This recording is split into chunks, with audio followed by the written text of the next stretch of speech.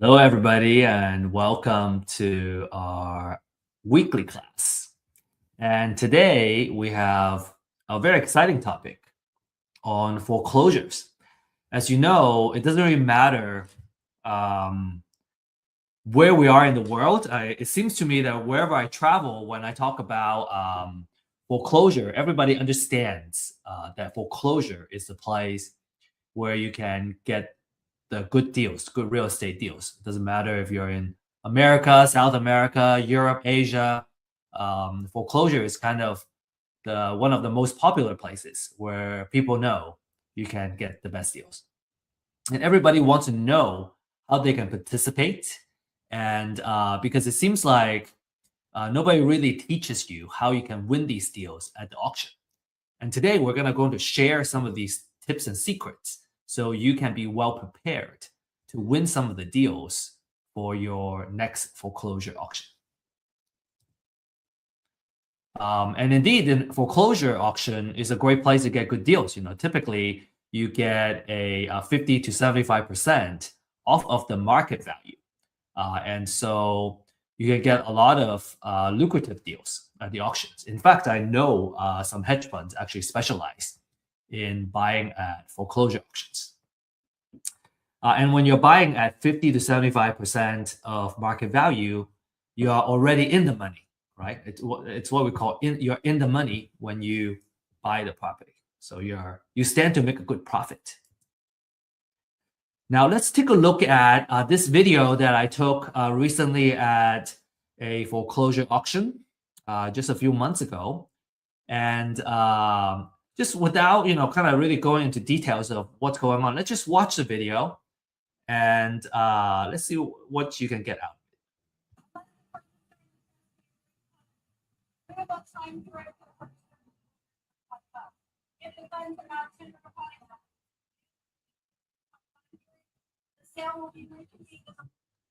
Okay, so that's basically it. I'm gonna cut it out. We're gonna go back to the beginning of the video here.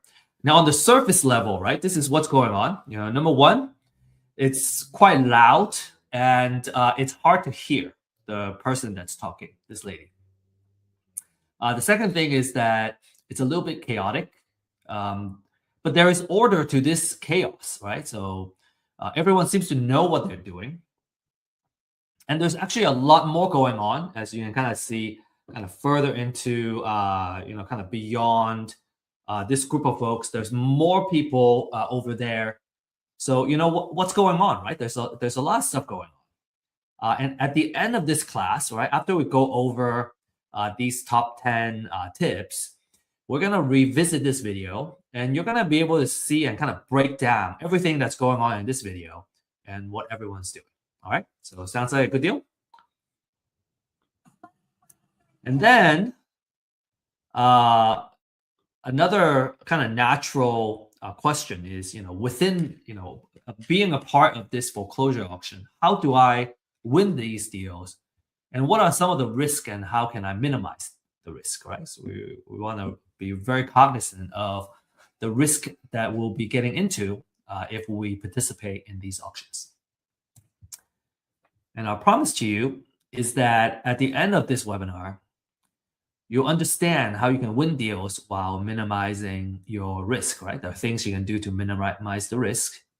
And this class is for new investors that are looking for knowledge to get started, right? Start buying properties. Or if you're an experienced investor and you're not familiar with foreclosure auctions, this would be a good place too. A lot of what I find is that a lot of investors, even if you have acquired a whole portfolio of properties, maybe they don't even need to participate in the auction to acquire these deals. There are different venues and channels where you can source great deals. If you want to add the foreclosure as one of the channels where you can source deals, this is certainly one place where you can gain that knowledge. From an exit strategy standpoint, all right, it's good for wholesale, fix and flip, or buy and hold at a big discount. And I have found that, when I have the habit of turning off notification, it really helps me focus, and that's how I can get the most out of an important class like this. And also, feel free to use the chat to introduce yourself, share your contact information, and where you live and all that. Who knows? Maybe you'll be able to connect with somebody who is also participating in this class that are in the same area, and make an effort to connect and set up a meeting after the class. This is important because over the years, we have found that people who network in the same class tend to end up kind of pulling the resources together and partner up together. Either partner up on a deal together or helping each other in their businesses. So make sure you really take advantage of everything that this class has to offer, all the tools that are in front of you. Be present and make the most out of it. Make quality connections. And disclaimer: this class is for education purposes only, and we don't offer investment, financial, or legal advice. Just some quick words about myself as a speaker, and I'm an executive partner of Real Estate IQ. And over the years of building the company, I have acquired, kind of picked up a lot of skill sets, such as marketing and using data to come up with intelligence augmentation, and so on and so forth. So if any of these kind of topics is interesting to you, I'm very passionate about talking about some of these. And my background is in science and engineering, so a very technical background. And I was always interested in real estate, and I was very intrigued initially about the passive nature of being a landlord. Now, if you're a landlord, you may argue, "Oh, well, I have tenants and toilets. There's a lot of things I gotta worry about. It's not a fully passive role." But at the same time, when you are a landlord and you got an asset that's producing and making money for you, it's real estate as an asset is making money even when you're sleeping. And that's even also before I learned about the wealth building techniques in real estate, which makes it even more attractive as a kind of vehicle to not just make money, but to also build wealth. And so, really awesome, I guess, place for us to be here and learn about real estate investments and how we can kind of build generational wealth for our family, right?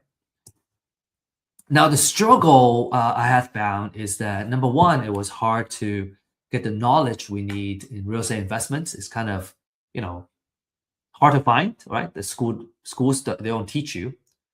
And then it's also hard to find the good information and data for us to do the outreach and find the deals.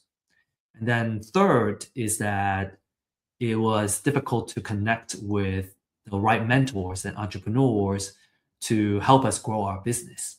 And so those are the three main struggles we saw. And that's why we established Real Estate IQ, really to solve these problems. One is to offer webinars and classes to offer the knowledge. We really believe that education is the ultimate equalizer, and that's what empowers us to kind of rise up to the level that we aspire to be in. And we also offer distressed seller data to help you find and win the deals. And finally, we offer mentorship and a deal makers community, right? Basically a support system that you need in order to succeed. I find it very difficult myself to do deals by myself. Just when I was starting out, it's very hard to know everything that we need to know to kind of participate in a deal and expect to do very well. I find it much more comfortable to work with someone who already has the experience, and then we are kind of either sharing resources or I bring something to the table, and we kind of achieve that success together. I find it a lot easier. Now, without further ado, we're going to go straight into now the content that we have prepared for you. So we're gonna kind of really get started and talk about these 10 deal winning tips. Okay. So first of all, there are two types of foreclosures. You may have heard about the bank foreclosure. Bank foreclosure is when the owner owes the bank money, not able to afford a mortgage, for example. And then the other one is the tax foreclosure, in which case the owner owes the government taxes, and the government has the right after an amount of time to then put the house in a tax foreclosure. And there's some nuances. We're going to go into that a little bit. Now, each county is a little bit different when it comes to where the foreclosure takes place. So where and when the foreclosure takes place. So make sure you do your research. In Texas, for example, foreclosure auctions take place on the first Tuesday of every month. And we call it Super Tuesday or the Tuesday auction. If you're in Florida, it's auctioned on a weekly basis as another example. So make sure you do your research on your local county.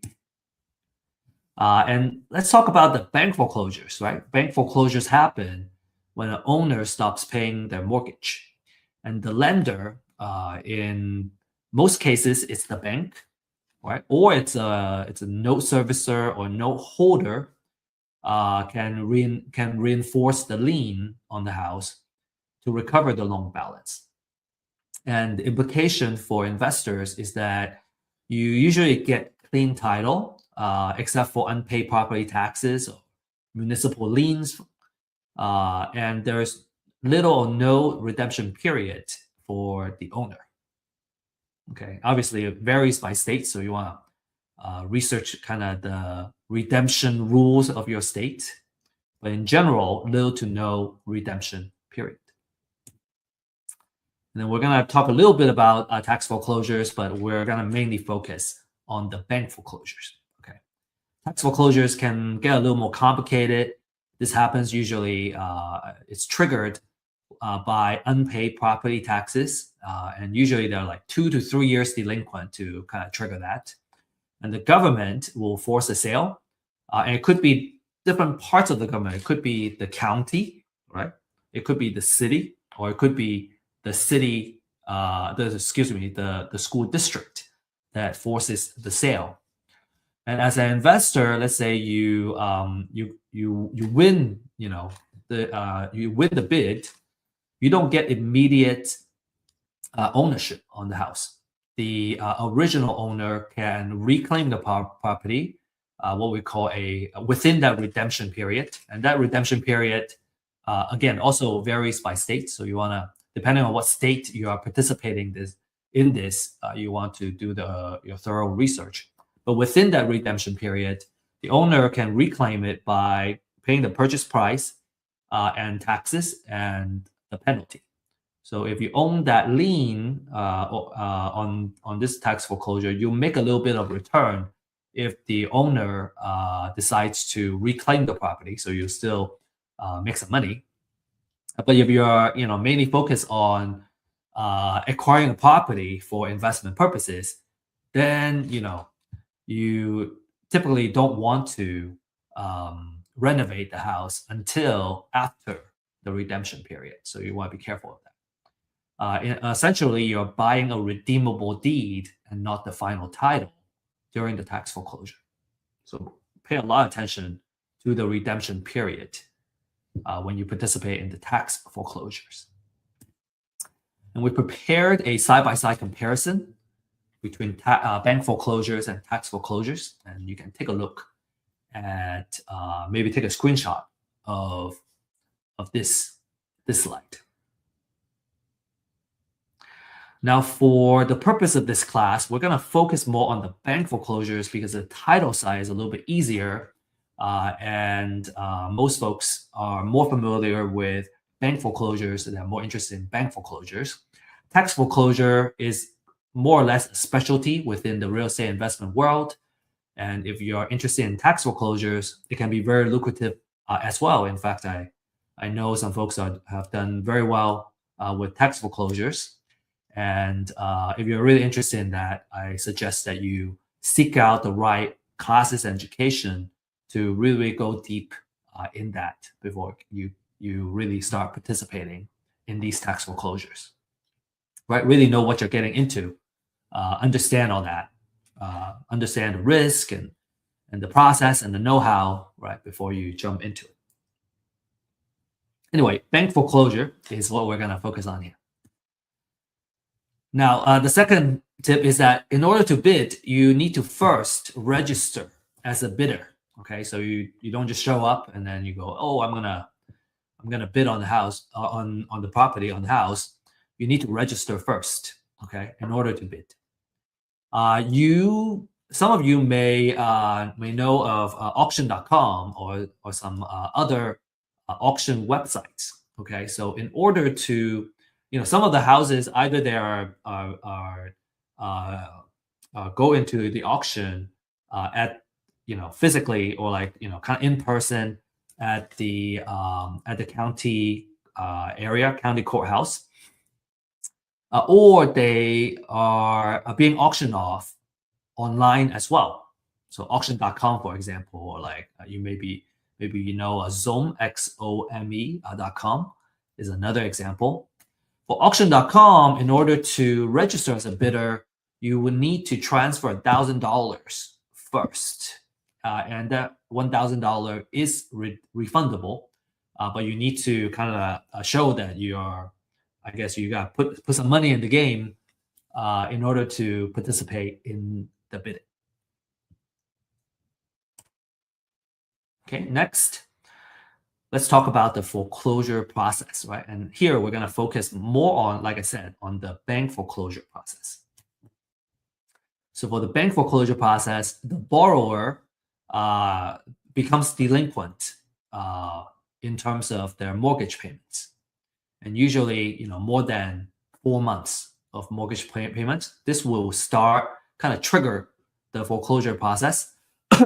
The lender would order a trustee to send the letter of demand. And when that happens, the borrower has at least 30 days to pay off the delinquent payment. Or what happens is there will be a notice of default that gets filed and an intent to accelerate the mortgage note. And then it takes about 20 days for that to happen. And after the cure period expires, right, when the borrower kind of misses that cure period, then the lender gets to file a notice of sale. And we're going to take a look at an example of the notice of sale in a little bit. And that happens at least 21 days before the next auction. So, as an example, so let's say our upcoming auction is on the 2nd of the month, for example, and today is the 15th. Again, I'm making an example, and that's less than 21 days away. So it's not going to go into the auction in the upcoming auction, but it's gonna go into the next month's auction. So that's what the at least 21 days is. If the upcoming auction date is less than 21 days, then it's not gonna go into this upcoming auction, but the one next coming up next. And the property will get auctioned typically at a courthouse step. Again, every county is different. Some counties have it in a conference center. They have a lot of properties going to auction. Some counties, are in a courthouse, in front of the courthouse. And a lot of times it's kind of outdoors too. So like the video that I shared earlier is actually outdoors, which is why it was so loud. There was a lot of traffic, noises, and then people kind of talking over each other too. It's typically, between 10 and 4 p.m., 10 a.m. to 4 p.m. And so it's either gonna get sold to the highest bidder, or it gets reverted back to the foreclosing lender and becomes a real estate owned property, REO. Now, so why the either or, right? So typically, a lender has a minimum amount that they would specify. So if the bids are, so let's say the minimum amount is 100,000. If all the bids are under that $100,000, then the property is gonna revert and go back to the lender. But if the bids go above that minimum, in this case, 100,000, let's say the bid went up to 120,000 to the of the highest bidder, then the house is going to go to the bidder that bids 120,000 because it's already above that minimum amount specified by the lender. Okay, and if you have questions, if I didn't explain a particular concept very clearly, feel free to post your questions on the chat, and we can discuss more after, and we can discuss your questions. Okay, number 4, we gotta know how to find properties going into the auction. This is public data, public information, but it's not easy to find, right? It's the information is not easy to find. So we're gonna share with you how you can find this information. Okay, so what you want to do is to Google, and you can either Google the name of your county, notice of sale, or the name of your county, foreclosures, and usually it will pull up the right link. Some counties may be a little bit harder to find, but if you just dig in a little bit further, you should be able to find the right website and find kind of figure out where you can find these foreclosure notices. You can also find it at the courthouse. It gets posted in front of the courthouse as well, and it will be kind of on paper. You have to flip through all of them and maybe take pictures of them. If you can find them online, well, they're going to be digitized, and it's going to be a lot easier to locate the information that you need. So a notice of sale looks like this. This is an example of a notice of trustee sale. You get the foreclosure date here. What time, right? This one says it's between 10 and 4 o'clock. Beginning not earlier than 1 p.m. and not later than 3 hours later. So actually, it's between 1 and 4 p.m. Right? So if you want this particular house, you want to show up between 1 and 4 o'clock. You don't have to be there for 6 hours. That's good. That's good news. And then you have about 3 hours there, and you got to figure out who the trustee is and all that stuff from here. And then you get the property address, the legal description, and everything. So a lot of information are on this notice of sale.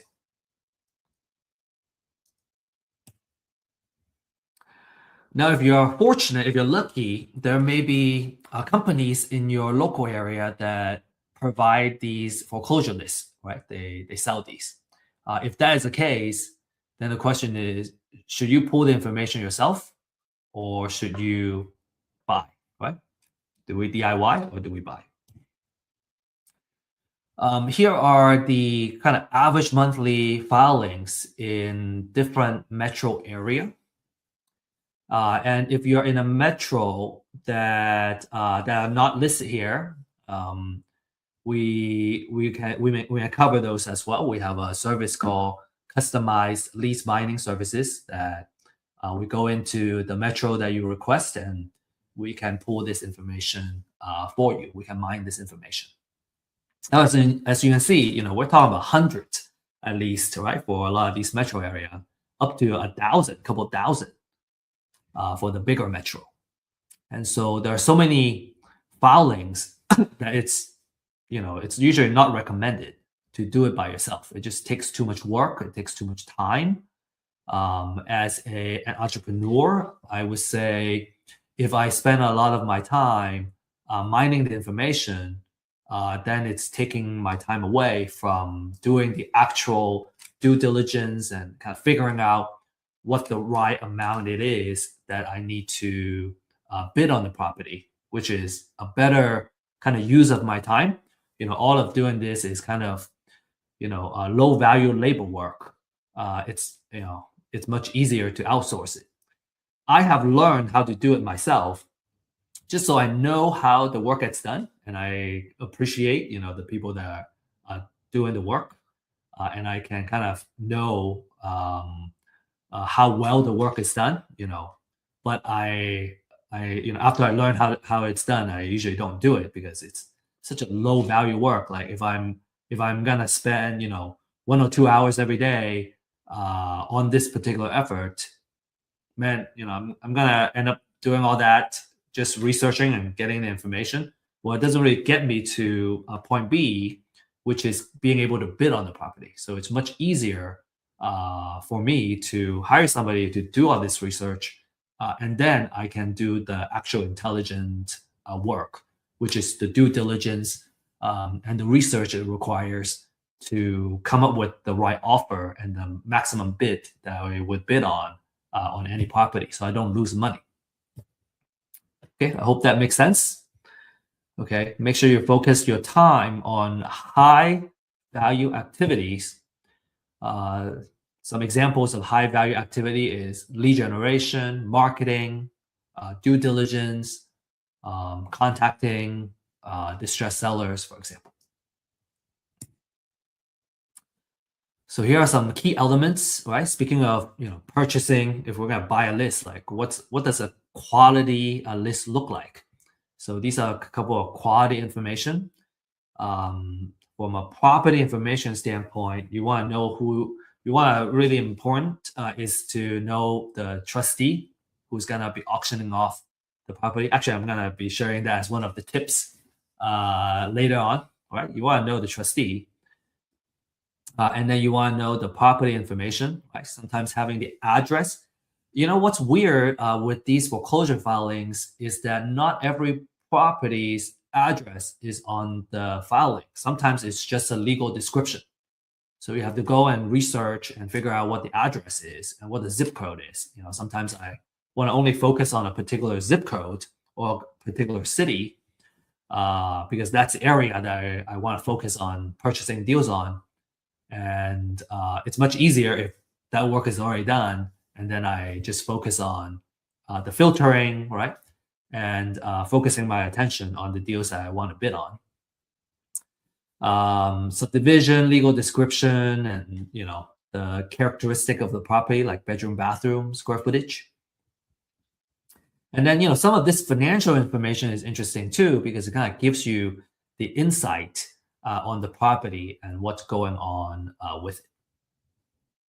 As an example, if the house was recently purchased and they still have a very high unpaid balance, I would know that the lender typically would be unwilling to take a loss and accept a low bid. And so typically they would want to they are willing to take a loss, but not a huge loss. Versus if a house has been, I guess, if a mortgage has been kind of performing for the past, let's say 10, 15 years, and there has been a lot of equity that has built up, number one. And number two, the borrower has been paying quite a bit of interest. That gives the lender more room, more margin to have a lower minimum bid amount, as an example. So some of this financial information is useful. Okay. Number 5, let's talk about our exit strategies, and we're gonna just talk about the top 3 exit strategies, which is wholesale, fix and flip, and buy and hold. And depending on which exit strategy you have, you're gonna come up with a maximum allowable offer. So number 5 and 6 is kind of related, right? Based on your exit strategy, you're gonna have your maximum allowable offer that you can bid for each property. And we're gonna talk about buy and hold first. Okay, so let me share an example. Some of you may have seen this slide before. We shared this as an example in couple of our classes to really home in on the buy and hold strategy. So for buy and hold strategy, what we want to do is to follow the 1% rule of thumb. And basically, that 1% says that our monthly rent should be at least 1% of our total overall investment for the property. So if I put in $250,000, I want to make $2,500 a month at least. Now, the way we do that is we want to come up with an estimated rent, and that's by doing a comparative market analysis, right? So I want to know in the area how much the rent is going for in that typical area. So let's say it's giving me $2,500 a month right now. That means the most I would invest in a property is $250,000 to fit that 1%. Okay, so I kind of back myself into this. And in this example, if the repair budget, right, how much it costs to kind of fix up the house is $20,000, then the most I would offer is $230,000 because I got buy it for $230,000. I have to add $20,000 to fix up the house. The total out of pocket is $250, or total investment is $250, and then it's covered by the 1%, right? $2,500 rent. You may have a question about wholesale fee. We're going to talk about it when we talk about wholesale, but this is what the number will look like. Now, in the next slide, we're going to go over this, why this 1%, right? Why that 2,500? So as an example, the 2,500 will cover mortgage, property taxes, insurance, if there's HOA, and obviously there's always some level of maintenance on the house. And so after you subtract all that, you can earn a decent monthly cash flow, right? So that's how much you earn as how much cash you collect as a landlord. So what's really cool is that as a landlord, this is one house, right? This is how much I'll cash flow from one house. If I have 10 of these, then I'll make $5,750 a month, which is roughly $69,000 a year. If I have 20 houses, then I'll make $138,000 a year. And that's a pretty good way to kind of make money by just letting an asset, right, producing for you. And I think that's all I'm going to talk about for this. Just a very last comment is that for buy and hold is a wealth generator. You got a couple of things working for you. You got cash flow, which I just shared, right? From a monthly rent, I get a cash flow. I also get appreciation, which hedges us against inflation. So two types of appreciation. One is a natural appreciation. That's kind of inflation, right? And then a forced appreciation means that I'm fixing up the house to improve the value of the property. So that's what forced appreciation means. We also get tax savings from depreciation, mortgage interest and operating expenses. And then we also get to pay down the loan every month. So we're building up equity. So 4 things kind of working for you to build that wealth.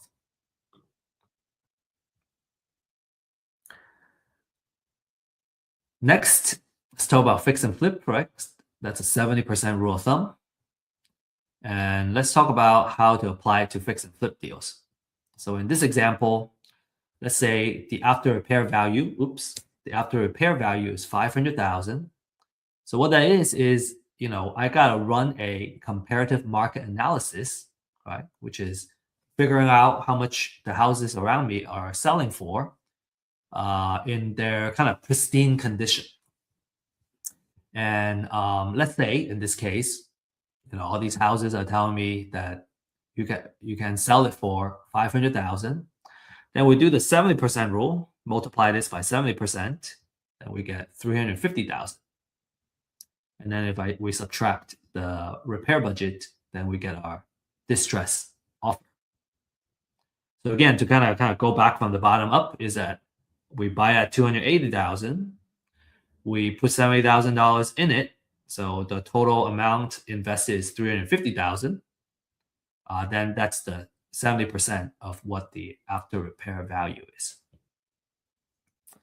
And for completeness, we're gonna also kind of explain what the 30% is. You may have seen some of these slides in some of our classes. We like really kind of discussing these models, and sometimes repetition is great because it takes several times to really kind of understand the model. And so, so again, if you have seen these slides, feel free to skip it if you would like, or just kind of keep listening to it, and because maybe just hearing it several times is gonna, I guess, improve the understanding of these different kind of models and how do we come up with this offer, because the maximum allowable offer as a concept is one of the most important things in real estate investment. It makes sure that you don't lose money, right? By understanding how the money work, how the numbers work. Okay, so let's talk about, okay, if it's a 70% rule, what happened to the other 30%? All right, so we're going to talk about that 30%, okay? And which part is actually our profit. So as an example, 30% of that 500,000 is $150,000. Now there are closing costs. When we're fixing up the house, we have holding cost and maintenance, right? There is utility fees, right? Utility bills. You have there's a HOA. You gotta pay HOA. You gotta pay taxes. So all kinds of money that you gotta pay to hold the property. And then closing costs includes agent commission and title insurance. Another holding cost is home insurance while you're holding the property. And then you have financial costs, right? So usually when you're buying a property for fix and flip, you are leveraging. You use some kind of hard money or private money leverage. And because of that, it's a short-term loan that has a relatively higher interest that allows you to get financing without the stringent requirements from the bank.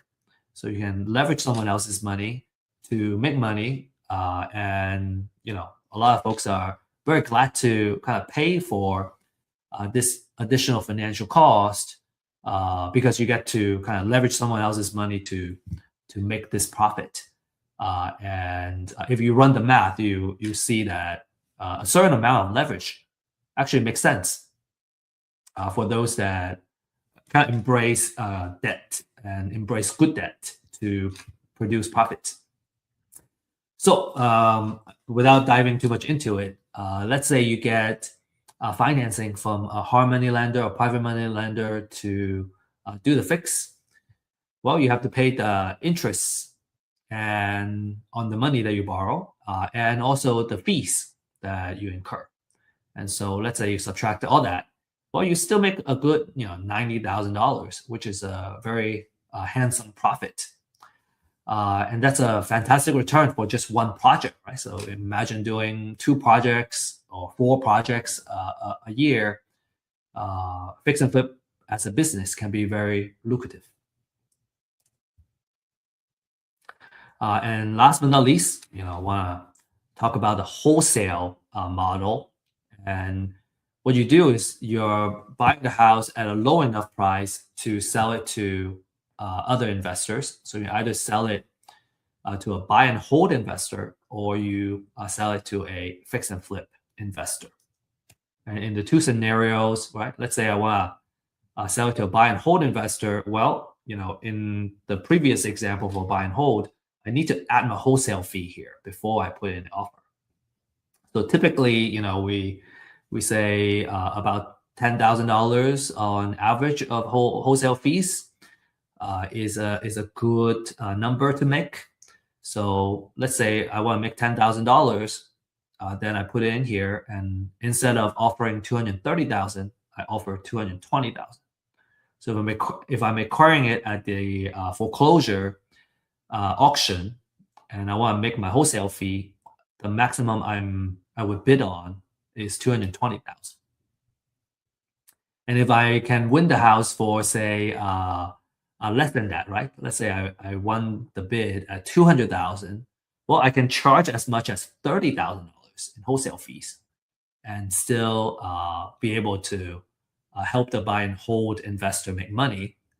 And that's a really cool place to be. Right? You don't you don't necessarily make 10,000. Maybe you can unlock a way to make $30,000 for the deal, $100,000 for the deal, depending on the deal. And if you sell it to a fix and flip investor, then you use the same kind of structure for that formula. You use the 70% formula. And let's say in this case, I want to make $20,000 in my wholesale fee. Well, then in that case, the maximum I would bid is 260,000. Or again, if I won this deal at 200,000, well, then I can make a wholesale fee of $80,000, and the fix and flip investor can still profit, and they don't mind. They will still appreciate a good deal. And so as a wholesaler, you can see that you might be able to kind of make a lot of money on one deal if you acquire it at a low enough price. Cool. I hope that makes sense. Again, if you have questions, feel free to ask questions.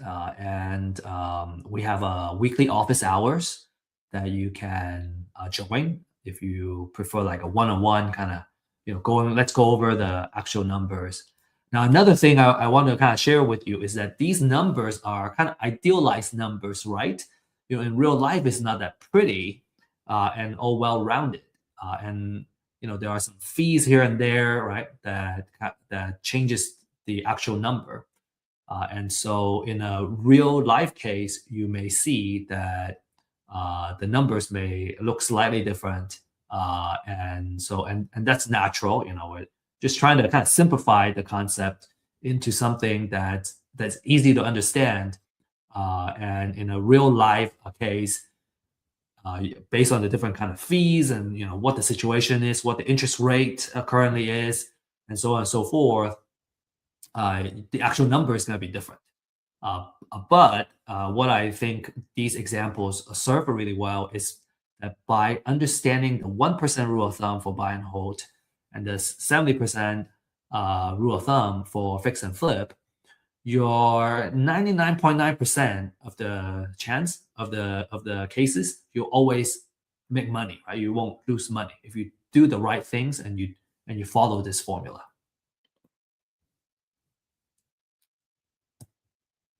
All right. I think we spent enough time on the maximum allowable offer. So we're going to talk about number 7, okay? Got to do your real estate valuation. So that's another big fundamental skill set for a real estate investor is being able to do a really good high fidelity real estate valuation. And there are 2 important numbers that you want to get really good at doing. And it's usually it's the same process, right? Using real market data to come up with number 1, after repair value, right? That's what we need for a kind of fix and flip number. And you got to know the market rent, which is good for buy and hold.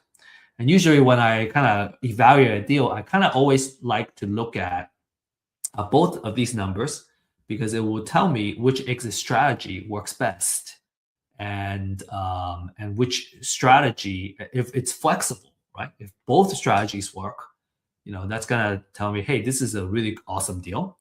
And maybe one or the other numbers work better, one or the other exit strategy works better, then it will also kind of tell us, okay, this is the way to go.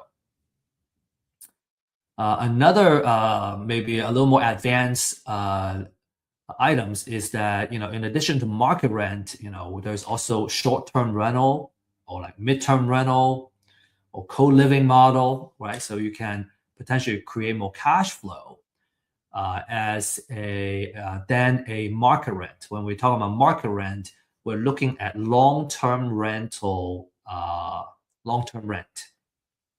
We're not going to talk about all these kind of short-term rental and potential higher cash flow scenario. In this case, really it's because when you're running a short-term rental, you're kind of running an accommodation, a hospitality business, and when you are doing long-term rental, you can very easily outsource it to a property manager, and you have really good occupancy usually, instead of a short-term rental. You have occupancy type of a situation, or occupancy kind of factor they gotta factor in. So to kind of keep things a little more organized, right, we're gonna focus more on the long-term rental. And for real estate valuation, what's important is to run a comparative market analysis, or what we call a CMA. So looking at the market, right, all the comparables that are on the market, how much do they sell for? How much do they sell for? That's going to give me the ARV, after repair value. How much do they rent for? It's going to give me the market rent. And we're going to just talk a little bit briefly about best approaches to CMA. So best approaches to CMA is these couple of things to kind of set up the parameter, right, on which ones are comparable, right? The keyword is comparable for a CMA. You want to know, you want to look at the distance, right? How far? If it's too far away, maybe it's not a comp anymore. You want to look at recency. Recency is how recently the house was last sold. If it was sold 5 years ago, that's not really market value data anymore. You want it to be as close as possible. Ideally, the last 30 days, the last 90 days would be really good, because the real estate value and real estate prices is seasonal. So the more recent, the better, typically 90 days. You want to look at square footage, right? A small house, a cottage, and a big mansion, completely different type of valuation. A year built, right? Obviously a new house and a house that was built in 1920s, completely different material, age and all that stuff. So you want to be kind of similar. And then ideally you want the houses to be in the same subdivision, because they tend to be in built by the same or similar builders, and they're true comparables. So some rule of thumb, and these are just kind of guidance. We put 1 mile for distance. Ideally, it's actually a quarter mile if possible. Recency, at most 360 days, but ideally 90 days. Square footage is plus and minus 20% of the house that we're trying to evaluate. So if the house is say 2,000 square feet, then you're gonna go. You want to pick out the comparables that are 1,600, between 1,600 and 2,400, which is within that plus minus 20% of 2,000. And then year built, as an example, let's say it was built in year 2000. You go from 1990 to 2010, and then you try to choose the same subdivision if possible. Then you're going to choose the best 3 to 4 comparables as the basis to come up with your valuation for the ARV, after repair value, and also for the market rent. So so I guess, maybe just to elaborate a little bit more, for after repair value, I'm looking for sold prices for the houses that have been sold in the area. For market rent, I'm looking for leased prices for the houses that have been leased in the area. Okay, let's move on. Number 8, you gotta know how to minimize your risk. 3 key questions that you need to answer. Okay, number 1, is the house is still there? If there are times where the house goes into a bank foreclosure, tax foreclosure, but actually there's no house there anymore. It's just a plot of land. And if you're bidding on the property as if the house was still there, and you're bidding, you put down a big bid on the house, and there's no house, then you're going to stand to make a big loss. Okay. The way to mitigate that risk is to hire someone to take photos for you. The market a price that I know of is that it's about $25 per property. You can hire someone to take a photo. So based on the photo, you can see the condition, or if the photo has no house, you know that there's no house there. The second one, what other liens are also on the house? Okay, so some key questions like, is the auction is it auctioning off the primary lien, or is it auctioning a secondary lien, right? Are there IRS liens and property tax liens, more senior liens on the property? So those are the things that you want to know, and you understand the seniority of the liens, so that you would know, if you end up, buying the property, is it now a clear title, or is there senior liens that I got to pay off before I can take title to the house? As we mentioned, municipal liens, right? Tax liens, they are more senior than the bank foreclosure liens. So you want to make sure you do those properly. And the answer to that is called a title research. So the market is kind of going for, I think a title company would charge around $200 on the title research. We offer that title research service for $40 to $75. The reason is that we are really focusing on doing research for the purpose of bidding on foreclosures, and we're not going as steep in terms of going 30-year research on a property per se, because it's not needed for the purpose of foreclosure auctions.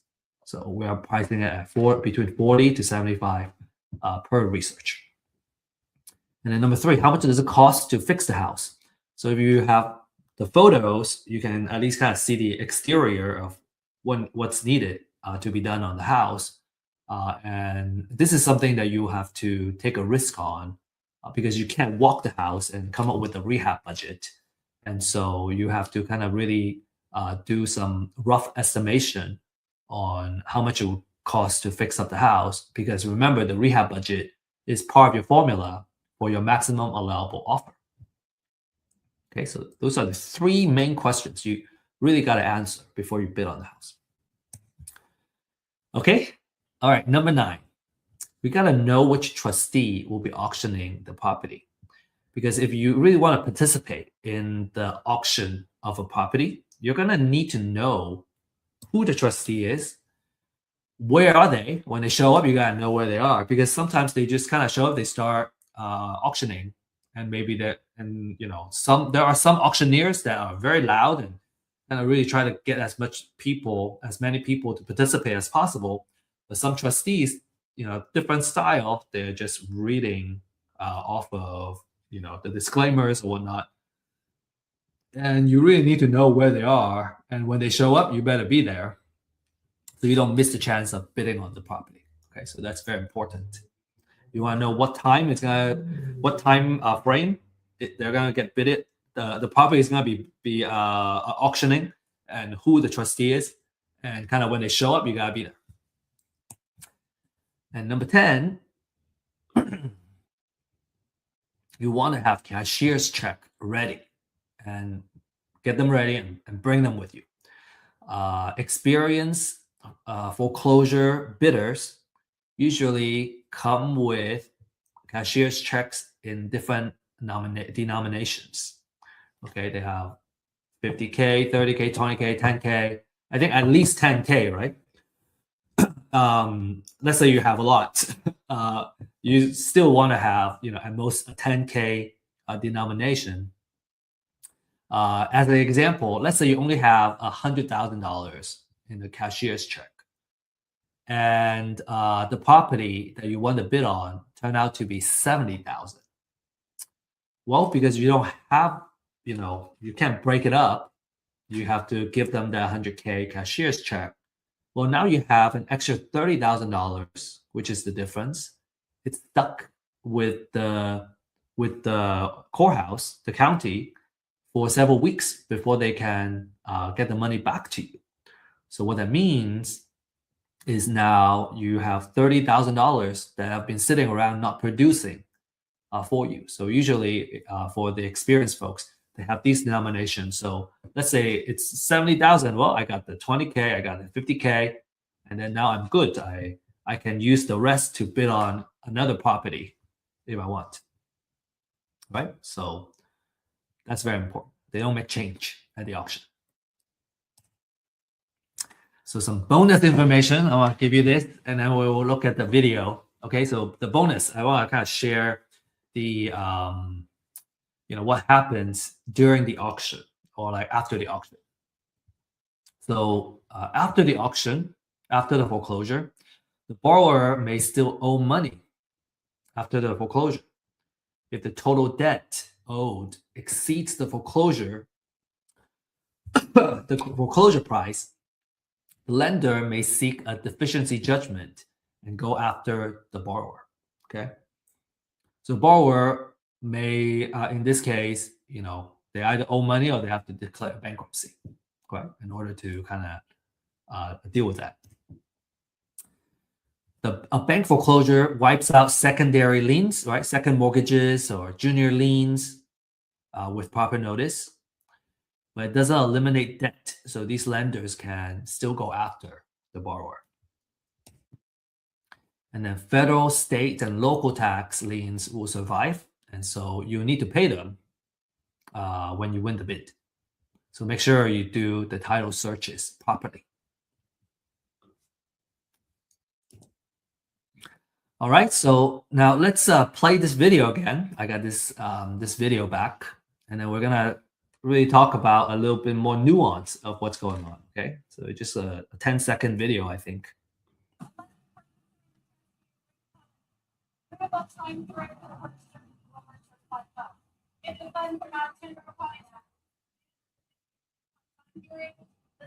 Okay, so this is what's going on. This lady is announcing disclaimers before she starts auctioning the property, and she has a stack. She actually has, this I guess a binder with different properties that she's auctioning off, and she's gonna read it off one by one as we go, and then the folks that are sitting on the other side, they're the ones that are gonna bid on the property if it's the right property that they want to bid on. You have this gentleman, Ryan, my friend, has a laptop, right? And he has a spreadsheet here with all the properties that he already did research on, and he knows exactly which deals he's going to bid on because he already did all the due diligence and everything that he needed. This lady, I also spoke with her afterwards. She has a paper version, and then she has highlighters and everything, right? And she's striking off the properties and kind of notating them as the auction happens. And then there's other folks that are also participating. So people come prepared, right? They did their homework already. They brought their printout or laptop, and they know how much they're gonna bid on the property. All that work is already done before the auction. So they're only going to the auction to bid on the property and basically trying their best to win a property or two or more during the auction. And the auction happens at different spots. You got this one, this spot here. You got a service link auction that's happening over here. And then in the back, you have auction.com. So there are a couple of spots. And then, obviously you also have individual trustees that are just kind of standing there. And once they kind of get started, people will kind of crowd over and try to kind of hear the best they could and making sure that they don't miss on the property they want to bid on.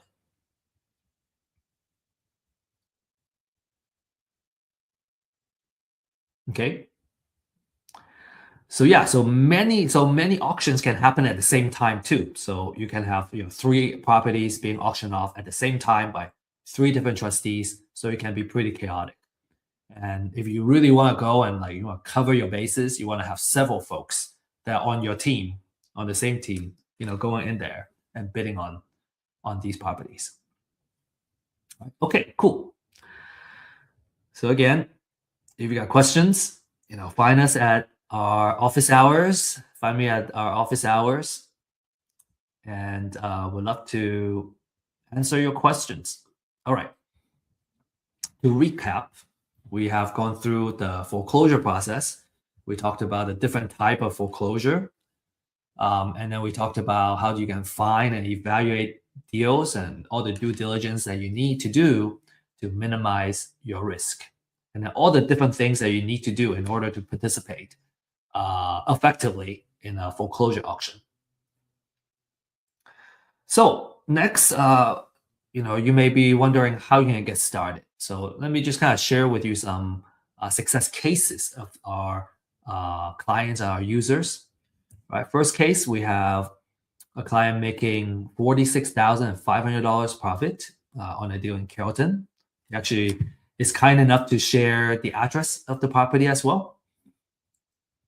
And all these are kind of title company escrow printouts that he's able to share. So the second deal, 85,000. Next deal, 88,000, almost 89,000. So there's a lot of profit if you know how to win properties and win deals. There's you can make a great living, and you can also build wealth in the process. A lot of times our clients will kind of leverage, use these profits to purchase properties to hold and build wealth. So you might be wondering, how do I get started? Okay, so for those of you who are ready to take action, this is what we recommend that you do. Number one is you get a foreclosure list. The more research that's been done, the better. So you can, get firsthand data, exclusive research, and everything that you need to know about the houses that are going into foreclosure. For a limited time, there is a disruptive pricing that I'm sharing here. This price is not going to last a very long time. So, there's a QR code here that you can scan and take advantage of it. And then number two, I highly recommend finding a mentor coach, having that one-on-one attention to walk through how to do these deals. I personally find it extremely useful. I don't even know how to do it another way. It seems to me that when it comes to kind of these high value, high ticket deals, just having someone to walk you through it, someone that you trust, obviously, to kind of walk you through the first couple of deals until you learn the rope. I think I would even argue that it's necessary, like, having someone that kind of hold your hands and kind of show you the way. So we have a deal accelerator program that if you choose to participate, that's what we designed the program to do, is to give you that one-on-one hand holding and training and mentorship to get the deals done, get a couple of deals under your belt, and then you become a deal partner where we do deals together. This program is more appropriate for those that have already been through a training and coaching program and need more one-on-one attention in order to make a deal happen. So just kind of keep that in mind. And then step number three, do your due diligence. Right, you gotta get photos, right? Do the comms, and learn how to do a rehab budget, and then also title research. And as I mentioned, we offer title research services to help you economically, do the searches on any property that you choose to, and at a much more affordable price than a title company, for example. And then finally, when you're ready, go to the foreclosure auction and join the fund. We may see you there. Okay, before we end, share a couple more success stories here. Jordan, being a client for Real Estate IQ for in a month, he closed 2 deals and made $60,000. And Salvador, first deal, 30,000. And Ismail, consistently, getting deals and an average of 8,000 per deal, a total of 80,000 in the past 10 transactions. That's pretty good, right? Pretty good profit. So again, if you're ready to take action, you can scan this QR code to get started. Schedule a 30-minute in-depth consultation on what Real Estate IQ has to offer to help you find deals and win your first deal. And if you are not ready to kind of actively get started, but you want to continue to learn through seeing real cases and real deals, then you need to join our weekly Thursday program. This is at 11 a.m. Central Time. We kind of decided that was the best time because I think across the United States, doesn't matter what time zone you're in, that's a really good time to participate. This is a weekly live stream where we follow live deals that we're actively working on, right? We have a purpose of building a real estate portfolio in real life. And some of these deals we're actually offering to our community as well. But we're building this portfolio with a purpose of building wealth. And at first you can participate as an audience to kind of follow the deals and see how the deals are doing. We have about, I think, 10 deals right now that we're actively, in the process of working on or producing a cash flow. And one day, you're going to feel ready to actively participate. And you can either participate by bringing your own deal to our community, or you can work on the deals together with us as partners. So the deals is a big part of this live stream. We feel that by looking at real cases is where we learn the most and learn the fastest, right? Real cases instead of just talking about theory. And then we go over the market update that will impact the real estate investment world. For example, just recently we talked about a legislation change that's going to affect landlords, right? And that just became effective a week ago. And so, those are very helpful for investors that are actively doing business. And then we'll also share wealth building techniques and knowledge. So you can, leverage all this, right? The whole purpose of, real estate is using it to build our wealth and create generational wealth. And so we really hope that this Deal Makers live stream will continue to grow and really kind of bring great value to everybody that participate. And with that said, I want to say best of luck and happy investing. And if you have any questions, feel free to join our events and our office hours. Oh, I forgot to mention, we don't have a slide on the office hour. Our office hour is on Fridays at 9:30 a.m. Central Time. And you can find the link to join the office hours in usually our meetup groups or on our website. So just need to search for those. And if you have any questions, right, on any classes or actual deals, you need someone to kind of evaluate the deals for you, make sure it's a good deal. You need someone to come up with a recommendation of how much you offer on the lead that you're working on, for example. That's how you can leverage our office hours. All right. Now, with that said, I just want to end this session and thank you for joining us. And I hope to see you in our future classes soon.